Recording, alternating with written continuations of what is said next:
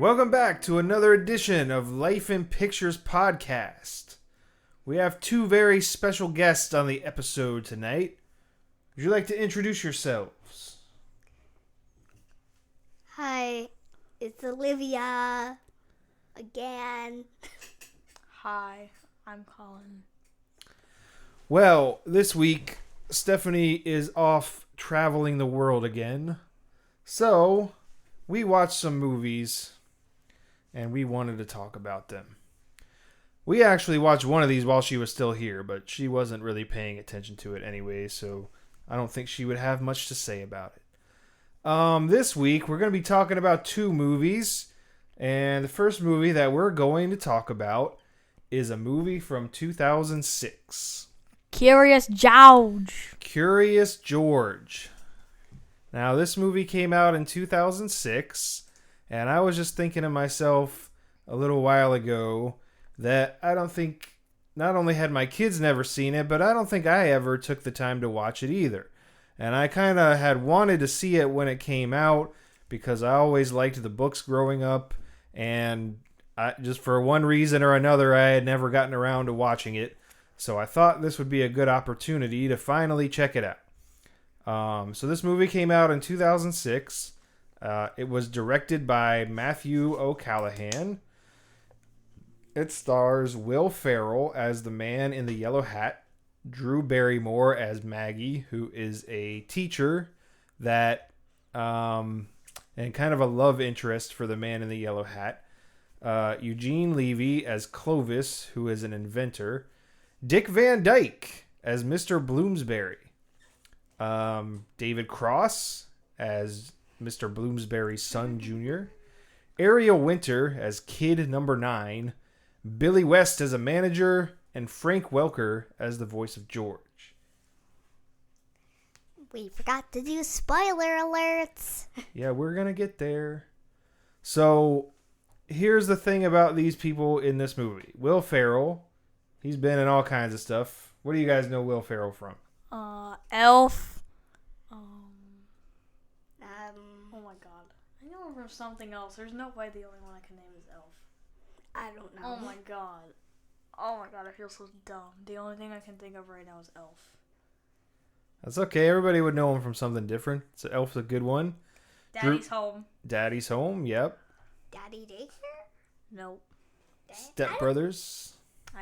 You haven't seen that, but it's a good one. I watched these movies. Drew Barrymore. She was Gertie in E.T. when she was a little kid. She's been in a lot of other stuff. That's probably what you guys would know her from. Eugene Levy. I don't know if you've seen anything with him that you would recognize him from, but he's been in a lot of stuff. Dick Van Dyke. Mary Poppins. He's in Mary Poppins. That's literally the only thing I know about. I mean, he's obviously been in a lot of other stuff too, but that's where you would know him from. David Cross. He was in Megamind. He was in Megamind. He was in the Alvin and the Chipmunks movies. Yes, he was in that. Yep. He's a comedian. He's a stand-up comedian. He was also part of Mr. Show with Bob Odenkirk, who you guys wouldn't really know about, but he plays Saul in Breaking Bad and Better Call Saul, among other things. Wait, Saul Goodman? Yes. So back in the early 90s, him and David Cross had a sketch comedy show together, and I feel like I shouldn't know that character. It's a pretty good show. It's maybe not for kids, but in general, it's a good show. Ariel Winter. What do you guys know her from? Before we started recording, I guessed what she was from, and I guessed correctly. She played Sophia the First. Sophia the First. She's also on Modern Family as well. And her brother played Pugsley in The Addams Family. Billy West. He does the voices of a lot of characters. Fry from Futurama. You know him from Futurama. And Frank Welker, who is Curious George, but he's also Megatron and Transformers, among other things. So there's a lot of pretty good talent in this movie. I enjoyed watching it. We looked it up. Apparently the budget for this movie was $50 million, and the worldwide gross was about $70 million. So they did pretty well for themselves. I mean, they made more than they spent. Actually, it was $69.9 million. Yeah, that's why I said about. That's what that means. So, okay. So now we're going to get to the point where we say what? What do we say? Spoiler alert. Spoiler alerts. We are going to talk about this movie as if you have already seen it, because we have already seen it.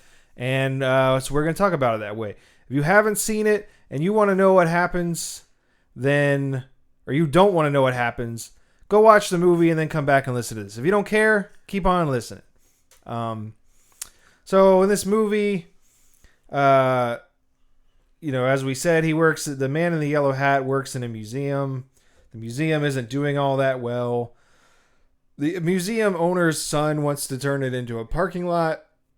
The man in the yellow hat doesn't want that to happen. He convinces the owner that they need to go complete this expedition that the owner had started years and years and years ago. So he goes to Africa. He gets sent to Africa to carry out this expedition. While he's there, he encounters Curious George. Curious George gets his hat and he takes it back to him. He kind of follows him back to America, and hijinks ensue. And in the end, they're able to save the museum. So it's a pretty good movie, especially if you want to watch with your kids. Obviously, there's nothing crazy that happens that they can't see in this movie. The target audience is for kids. So you can feel confident that nothing bad is going to happen if you watch this with your kids. What would you guys have some favorite parts from the movie? What did you like about it? I like about it that I like the animation very much. Actually, I slow down like cartoons, and actually like I pause and unpause it like really fast so it can slow down a lot. And I take in the animation, and I think it's really cool. I want to be an animator someday, or I don't know. I don't know what my job is going to be. I really hope it's an animator. Well, yeah, you really like art, so it's pretty cool to look at it from that perspective. Probably, maybe not everybody would be paying attention to those details, but you do, so that's pretty neat. What about you, Colin?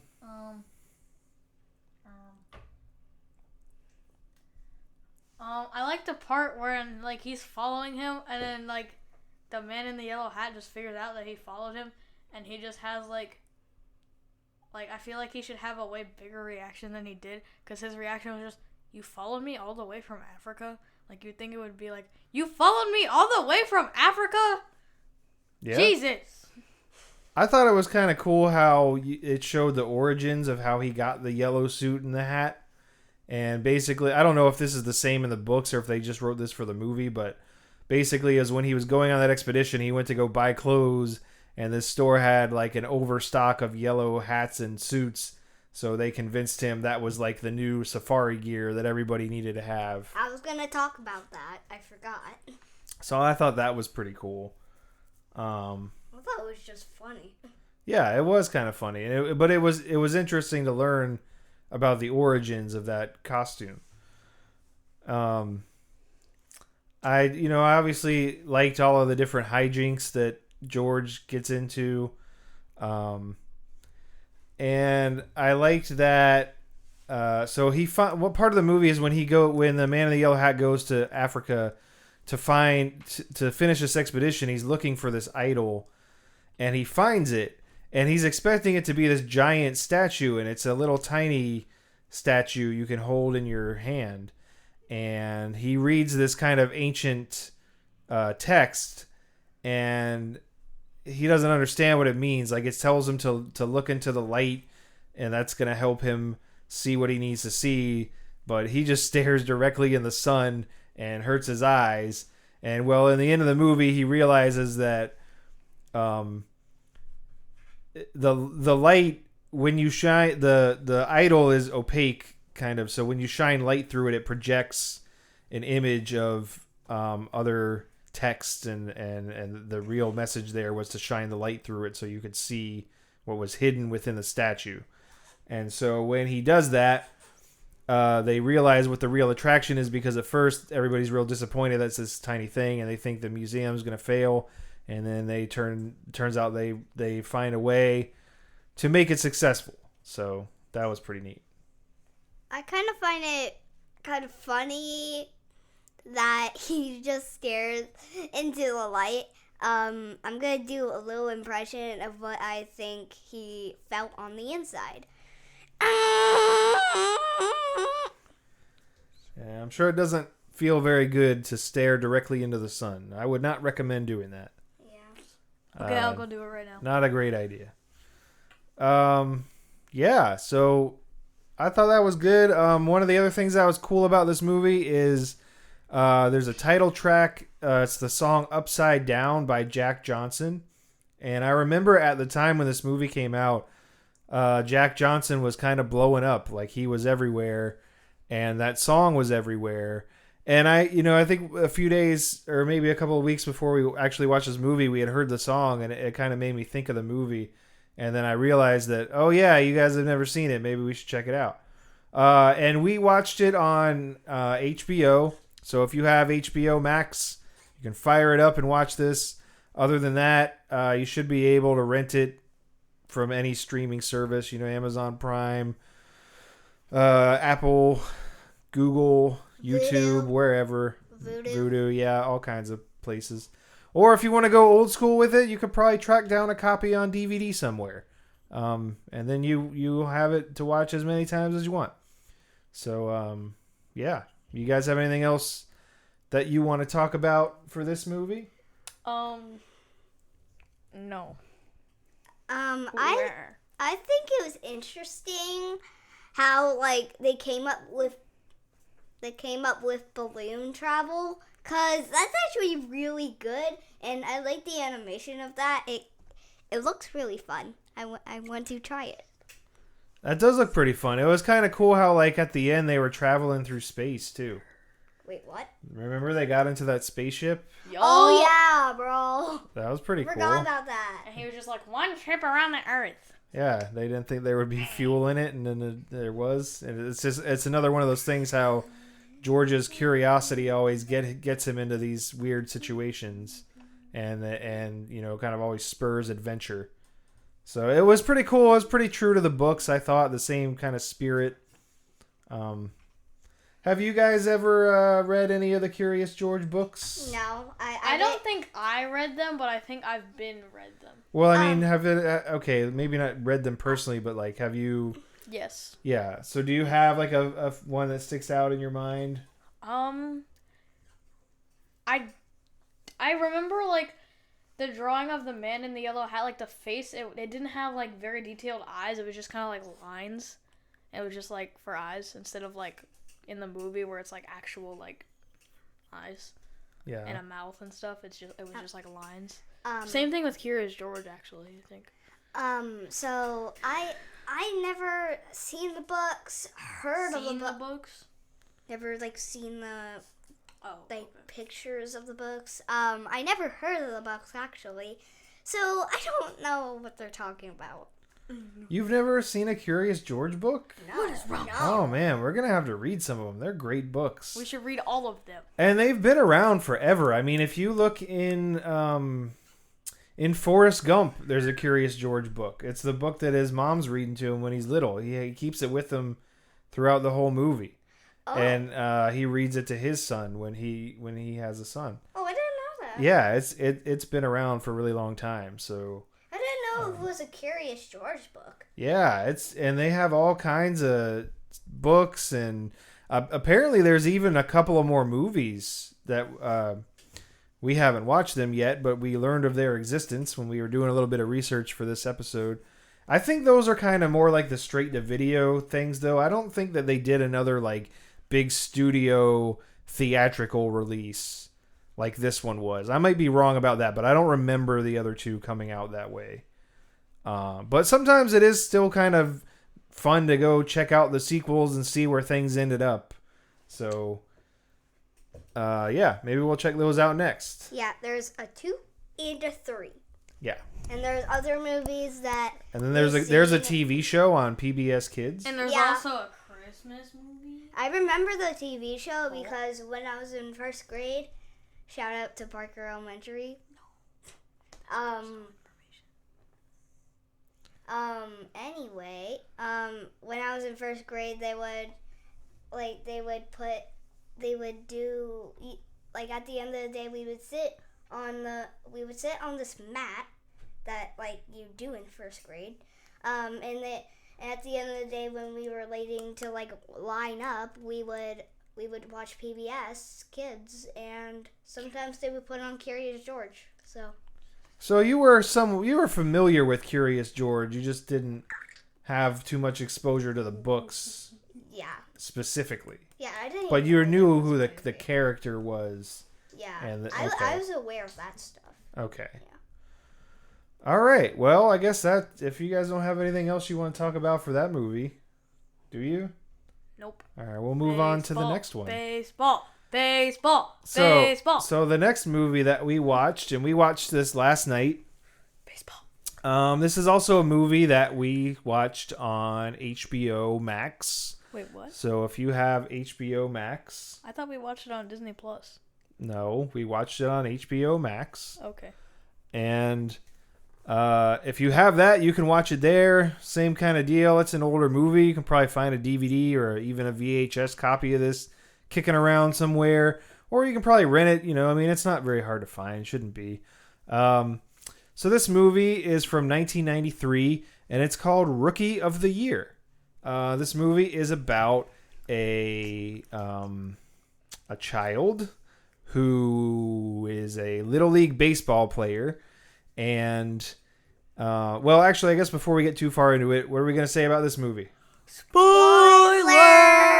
Spoiler alert. We're going to tell you what happens. All right, so he's a Little League baseball player. He's not really all that great at playing baseball. Maybe a fairly average or possibly below average player, depending on how you look at it. Well, anyway, he gets in an accident where he breaks his arm.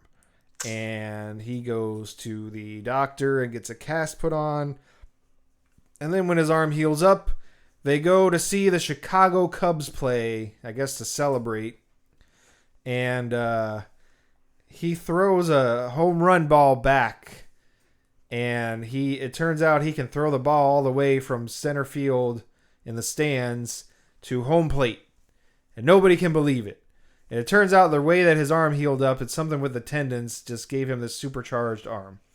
So, the Chicago Cubs, who are also not doing very well, decide that they want to draft him to play baseball for them. And, of course, that's a big deal because he's a child, and then all of a sudden he's a Major League Baseball player.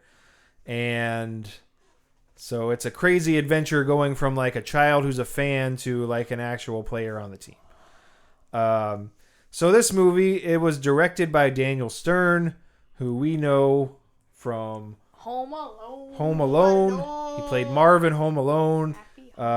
He did the voiceover for The Wonder Years, if you've ever seen that show. It's a great show. You should have seen it.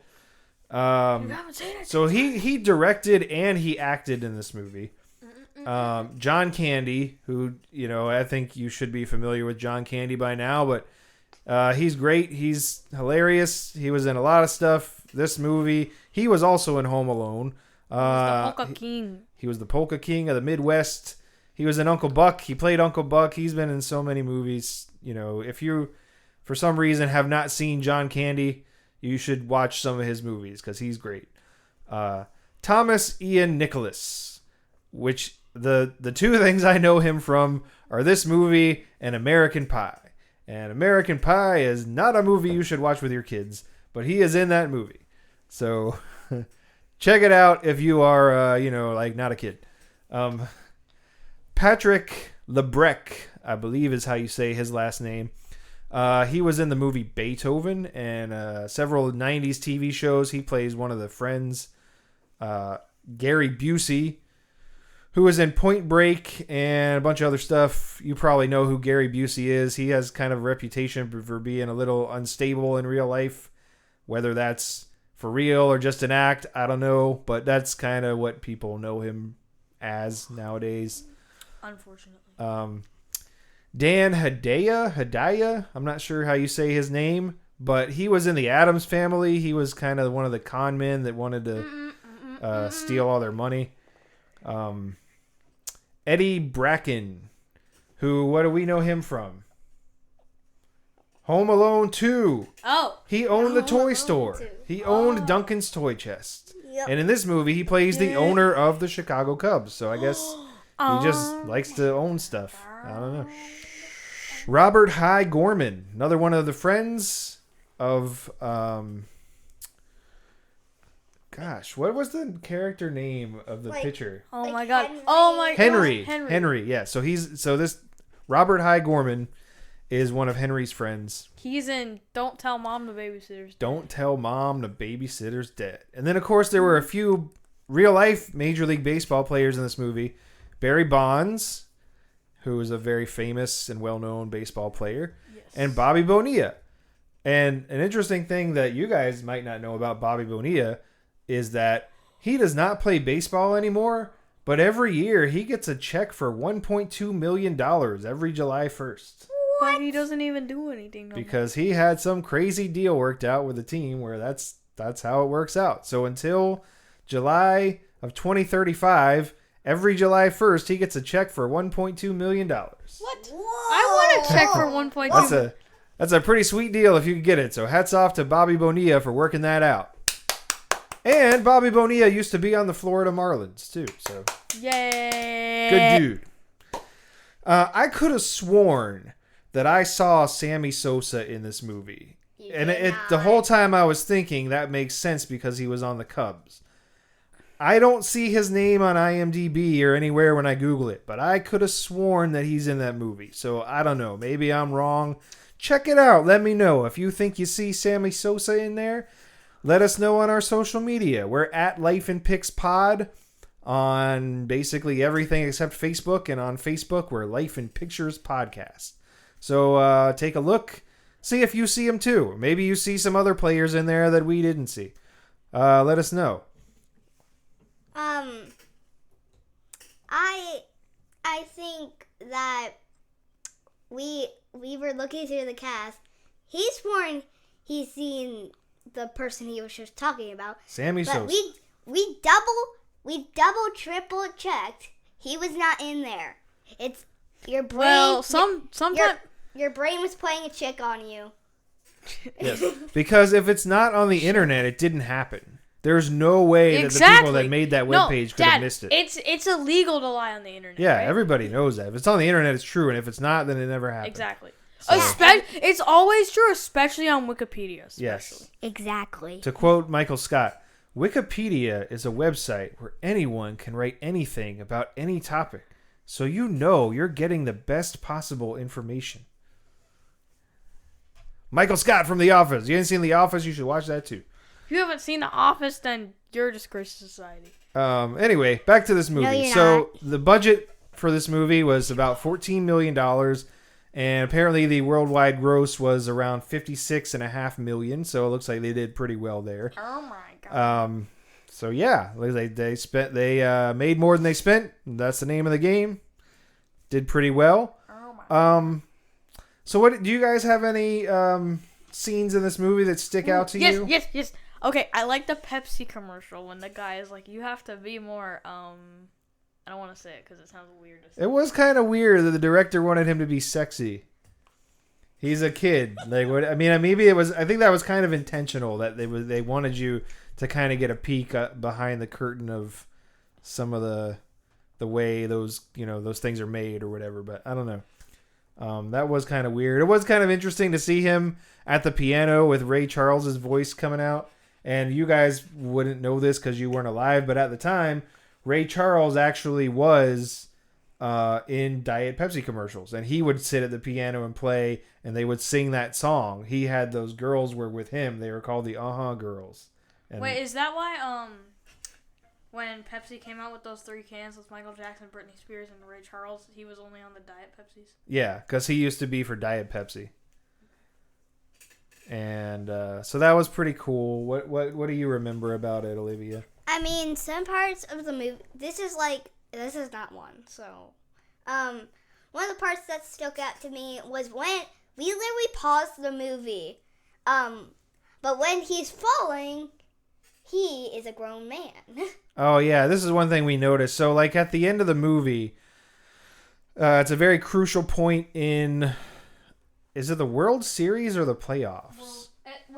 I think it's the playoffs at that point. Yeah. And so Gary Busey is this, pitcher that's kind of been there for a while, and he hurts his arm, so they put Henry in to pitch, and then he's walking out to the mound in this high pressure situation, and he trips on a baseball and he falls, and his arm goes back to normal, and he doesn't have this super powered arm anymore. But when he goes up in the air, when he's falling down, you can clearly see it's a grown man that's falling down and hits the ground, and then they switch back to this kid. It's kind of funny. Another thing is, how, this is a question, this is not one of the things that stuck out to me. How does his arm, like, when it goes back to normal, how does his arm not break again? That stands out to me. Like, scar tissue? I don't know. I don't know. But the third thing that stuck out to me was the sound. It's, like, kind of gross when it, like, when it, like, it's like a grenade launcher. Like, oh, like the tendons in his arm? Yeah. Yeah. It says, like... Wait, like this? No. That's more violent. Yeah, I just thought it was kind of cool. Just the story in general is kind of neat. That, somebody could go from being a fan of something to being, kind of in the middle of it. I mean, even if obviously this story is a little exaggerated and not realistic, and I think that's on purpose, But it's still a kind of a cool story. I really enjoyed Daniel Stern's performance. He's pretty funny in this. One of the scenes I always liked about this was where he talks about hot ice, where he's talking to him about how to take care of himself, and he says, well, some people say ice is the way to go, and some people say heat is the way to go, but I figured out the secret. Hot ice. That makes no sense. I heat up the ice cubes. That makes no sense, because Yeah, that would just make water. That's the whole joke. That's the point. I don't care. Yeah. That was funny to me. I always thought that was a funny scene. And, the part where he's doing batting practice and he keeps hitting the ball up to the top of the net and it hits him on the head. That was pretty funny. Yeah, like it hit him on head, like every single time. Like, boom, boom, boom, boom, boom. Or where he gets stuck in between the doors in the hotel. Yes. That was pretty good. Yeah, he came out like kind of like a cartoon. When they get flat, like it's just like... Or like where he's talking to the guy and they just both are talking to each other like they're machines or something. Like they just have this really robotic way of talking. I don't know how to explain it, but it was funny. Anyway, though, Rookie of the Year. This is a movie that I don't think I saw this in the movie theater when it came out. Oh, I also remember when they went to the doctor and the doctor got hit in the nose and he says, "Funky butt loving." Yeah, I love that part, bro. That was funny. Sometimes I say that when I hurt myself. It's funny. What are you doing? So, another thing that I noticed when we watched this movie was I was telling my kids that when I was little, I played in Little League. And the team I was on, we were the league champions. Or we were actually the co-champions because the other team that was co-champions with us, they had one of the kids' dads on the team was an umpire and he cheated for them. So they were the co-champions, even though we were the real champions. Of course, I don't know if his dad really cheated for him, but that's the way that I remember it. That's my story, and I'm sticking to it. Exactly. So, anyway, that's basically Rookie of the Year. You guys have anything else you want to say? So in the movie, there's a part where the kid with the super awesome arm is batting, and so the pitcher pitches the ball, the man behind the pitcher, no, not the pitcher, the batter catches it, and then he swings. Weren't you, a few nights ago, Dad, you were talking about a kid on your Little League baseball team that did that. Yeah, there was a kid on the team. He was not very good. He used to stand at the plate resting the bat on his shoulders like he was taking a picture, and then he would swing after the catcher already caught the ball. Yeah, that's exactly what the kid with the super awesome arm when he was batting did. And that's what I was trying to tell you guys about. I'm not saying I was some superstar baseball player, but I wasn't that bad. What about the beer? Yeah, and then this kid showed up one day drinking non-alcoholic beer. I still don't understand how that happened. He's just like, what are you doing? Are you drinking beer? And he's like, yeah, it's non-alcoholic. And I'm like, why do you have beer? Oh, my parents gave it to me. I have so many questions. Don't the coaches have a problem? Like, nobody cares? Like, it was just really bizarre. And I'm like, I don't think that's going to help you, dude. Like, I don't know what you're doing, but you should switch to Gatorade or something. I don't know. Exactly. Switch to Gatorade. Gatorade's good. Yeah. Or Prime. Whatever you No, don't switch to Prime. Gatorade Drink better. Gatorade. No, Prime I don't know. Drink whatever you want. Gatorade better. As long as you're of age, I guess. All right. Well, anyway, those are the two movies we watched this week, or the ones we're talking about anyway. Curious George from 2006 and Rookie of the Year from 1993. So, if you're looking for some good movies to watch with your kids, I think those were good choices. What do you guys think? Yeah, those are definitely good choices, but if you have, like, toddlers in the room, like, Curious George is a good movie, but I would wait until, like, they're, like, 5 or, like, 7 for them to watch Rookie of the Year. Yeah, I kind of agree with that. Like, some of the jokes in Rookie of the Year are probably for, like, 5 and up. Oh, and then Curious George is probably for younger people. There's one part of Rookie in the Year that Rookie of the Year. I don't care. That I absolutely love. It's like it's the guy with the good pitching arm. He says to the other pitcher's got a big butt. That was kind of funny too, where he's taunting these Major League Baseball players the only way he knows how, which is as a kid, and you have to see them deal with that. It was pretty funny. I also liked that guy that he was taunting him the first time, where he comes up to bat and he says, "Hey kid, where's your mom sitting? This is for your mom." Before he hits the home run. It was funny. All right. Well, anyway, that's Rookie of the Year and Curious George. Hopefully you've enjoyed hanging out with us and talking about these movies. If you got anything that you would like to see us cover, or general questions, comments, concerns, go ahead and hit us up on social media at Life in Pics Pod on Twitter and Instagram, and Life in Pictures Podcast on Facebook.